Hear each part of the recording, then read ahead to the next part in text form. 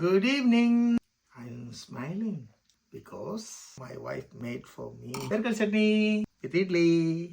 My favorite. இந்தியாவில் இருந்தப்போ எங்கள் அண்ணன் வீட்டில் டெய்லி வேர்க்கல் சட்னி இருக்கும். எங்கள் அண்ணி செய்து தருவாங்க.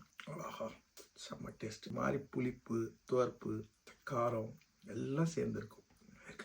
பட்டர் சிக்கன் வீடியோ போட்டிருந்தேன். இன்னைக்கு எத்தனை பேர் பார்த்தீங்கன்னு தெரியல. கமெண்ட் பண்ணுங்க குழந்தைங்களே, தங்கச்சிமார்களே, அண்ணன்மார்களே, தம்பிமார்களே, அக்காமார்களே, எப்படி இருக்கு வீடியோ, அதை பற்றி ஒரு கமெண்ட் போடுங்க. அது யூஸ்ஃபுல்லாக இருக்கா, இல்லை வேற எதனா மாற்றணுமா, சேஞ்சஸ் பண்ணணுமான்னு சொல்லுங்க. மாற்ற முடிச்சா மாற்றிக்கிறேன். உங்ககிட்ட இருந்து கற்றுக்கிறது தானே. எனக்கு அதெல்லாம் ஈகோவே கிடையாது.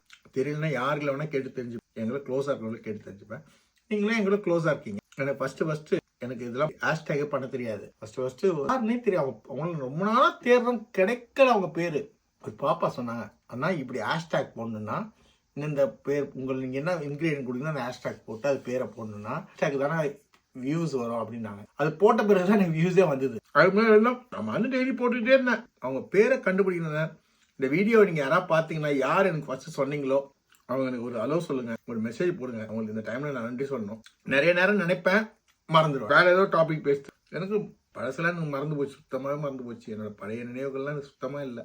ஒரு 10 வருஷத்துக்கு முன்னாடி இருந்த விஷயங்கள் தான் இப்போ ஞாபகம் இருக்கு. அதுக்கு முன்னாடி நடந்ததுல எனக்கு சத்தியமா ஞாபகம் இல்லை எதுவுமே.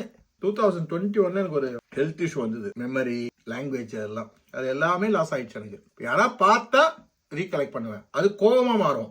அவங்க எனக்கு கொஸ்டின் கேட்கும்போது எனக்கு அது சொல்ல தெரியல, கோபமா மாறி எத்தனையோ பேர் திட்டியும் இருக்கேன். ஆனால் யாரும் புரிஞ்சிக்கல.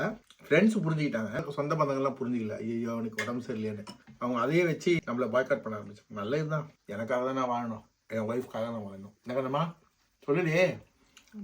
பா திறந்துட்டாடா தேவதை. செம்ம டேஸ்ட் கண்ணம்மா. நான் சாப்பிட்டுனே இருக்கேன். இந்த இட்லியை கூட பிரேக் பண்ண முடியல. அவ்வளோ கை வீக்னஸ் ஆயிடுச்சு எனக்கு. இருக்க என்ன நிலமையில போதும். தேங்க்யூ கண்ணம்மா. காட் பிளஸ் யூடா. God bless you everyone. God bless you.